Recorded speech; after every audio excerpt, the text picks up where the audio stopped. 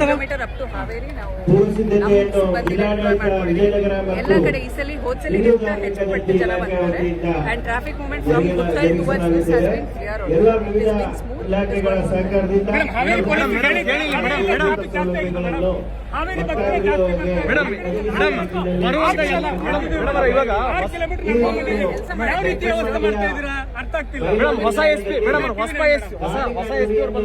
ಇದೇ ಮಾತನ್ನ ಹೇಳ್ತಾರೆ ಏನಂತಂದ್ರೆ ಪ್ರತಿ ಸಾಲಿನೂ ಜಾತ್ರೆಗೆ ಬಂದಾಗ ಜಾಸ್ತಿ ಜನ ಬಂದಿದ್ರು ಜಾಸ್ತಿ ಭಕ್ತರು ಬಂದಿದ್ರು ಅಂತ. ಹಾಗಾದ್ರೆ ಪ್ರತಿ ಸಲ ಯಾಕೆ ರೂಲ್ಸ್ ಬ್ರೇಕ್ ಆಗ್ತಾ ಇದೆ?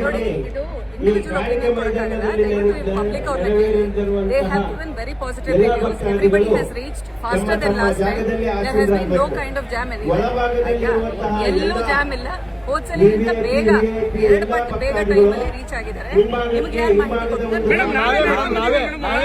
ಮೋಸ್ಟ್ಲಿ ಪೀಕ್ ಅವರ್ ಅಲ್ಲಿ ಬಂದಿದ್ದೀರಾ, ಅವಾಗ ಸಾಧ್ಯತೆ ಇದೆ.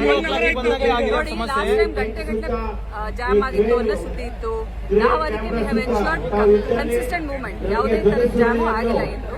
ನೀವು ಮೋಸ್ಟ್ಲಿ ಪೀಕ್ ಮೂವ್ಮೆಂಟ್ ಅಲ್ಲಿ ಬಂದಿರ್ತೀರಾ, ಪೀಕ್ ಟ್ರಾಫಿಕ್ ಅಲ್ಲಿ ಸಿಕ್ಕಾಕೊಂಡಿರ್ತೀರಾ.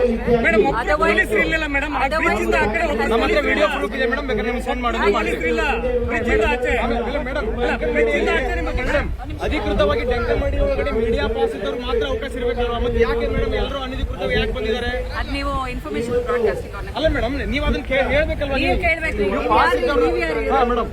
ಮೇಡಮ್ ಪಾಸ್ ಇದ್ದವ್ರು ಅಷ್ಟೇ ಬಿಡಿ madam. Haveri media sir madam madam ಅದನ್ನ ಕೇಳಿ ಮೇಡಮ್ ಅವ್ರಿಗೆ ದಯವಿಟ್ಟು ಮೇಡಮ್. ನಾವು ಗಿವ್ ಮಿ ಅನ್ ಆನೆಸ್ಟ್ ರಿವ್ಯೂ. ಹೆಂಗಿತ್ತು? ಅಲ್ಲ ರೀ, ನಿಮ್ಗೆ ಕೇಳ್ತಾ ಇದ್ದೀನಿ, ಅಪಾರ್ಟ್ಮೆಂಟ್ ಕ್ಯಾಮರಾ ನಿಜ ಹೇಳಿ, ಬ್ರಿಡ್ಜ್ ಈ ಕಡೆ ಹೇಗಿತ್ತು ಟ್ರಾಫಿಕ್? ಚೆನ್ನಾಗಿತ್ತು ಮೇಡಮ್. ನನ್ನನ್ನು ಯಾಕೆ ಕೇಳ್ತಾ ಇದ್ದೀರಾ? ಆ ಕಡೆಯಿಂದ ಏನ್ ಸಮಸ್ಯೆ?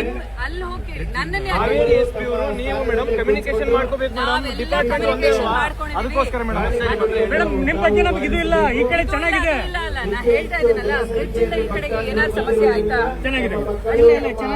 ಪ್ರಾಜೆಕ್ಟ್ ಆ ಕಡೆಯಿಂದ ಯಾಕೆ